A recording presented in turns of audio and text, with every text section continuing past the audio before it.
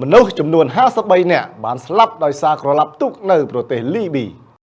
ទីភ្នាក់ងារចំណាក់ស្រុករបស់អង្គការសហប្រជាជាតិបាននិយាយថាទូកាស៊ូដែលដឹកនាំអ្នកដំណើរ55នាក់រួមទាំងទារក2នាក់ផងបានក្រឡាប់នៅឆ្នេរសមុទ្រនៃប្រទេសលីប៊ីអង្គការអន្តរជាតិសម្រាប់ការធ្វើចំណាក់ស្រុក IOM បានប្រកាសកាលពីថ្ងៃច័ន្ទម្សិលមិញនេះថាក្នុងចំណោមអ្នកទាំងនោះមានអ្នករស់រានមានជីវិតតែ2នាក់គត់ដែលជាស្ត្រីជនជាតិនីសេរីយ៉ាត្រូវបានជួយសង្គ្រោះដោយអាជ្ញាធរលីប៊ីទុកនេះបានឲ្យដឹងថាជាទុកដែលដឹកជនចំណាក់ស្រុកនិងជនភៀសខ្លួនមកពីបណ្ដាប្រទេសជាច្រើននៅទ្វីបអាហ្វ្រិកទូកនេះបានលិចបន្ទាប់ពីនៅលើទឹកប្រហែល6ម៉ោងបន្ទាប់ពីចាក់ចេញពីទីក្រុងនៃឆ្នេរសមុទ្រអាហ្សាវីយ៉ានៅភាគពាយ័ព្យនៃប្រទេសលីប៊ី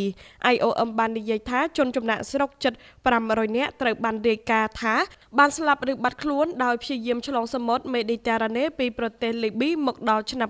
2026នេះប្រទេសលីប៊ីបានក្លាយទៅជាចំណុចសំខាន់មួយសម្រាប់ជនចំណាក់ស្រុកមកពីអនុតំបន់សាហារ៉ាអាហ្វ្រិកដែលកំពុងស្វែងរកទៅកាន់ទ្វីបអឺរ៉ុបចាប់តាំងពីមេដឹកនាំដ៏យូរមូម៉ាហ្គាដាហ្វីត្រូវបានសម្លាប់នៅក្នុងឆ្នាំ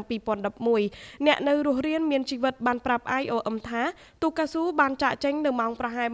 23:00នាទីម៉ោងនៅក្នុងស្រុកពីអាហ្សាវីយ៉ាភាគខាងលិចទីក្រុងត្រីប៉ូលីហើយវាបានក្រឡាប់ជាច្រើនម៉ោងក្រោយមកនៅព្រឹកព្រលឹមថ្ងៃសុក្រសប្តាហ៍កន្លងទៅនេះនៅភាគខាងជើងនៃទីក្រុងស៊ូវ៉ារ៉ាទីភ្នាក់ងារនេះបាននិយាយថាម្នាក់នៅក្នុងចំណោមអ្នករស់រានមានជីវិត2នាក់បាននិយាយថានាងបានបាត់បង់ប្តីរបស់នាងខណៈដែលម្នាក់ទៀតរាយការណ៍ថាទារក2នាក់របស់នាងបានស្លាប់ហើយក្រុម IOM បានផ្ដល់ការថែទាំសុខភាពបន្ទាន់ដល់ស្ត្រីទាំងពីរ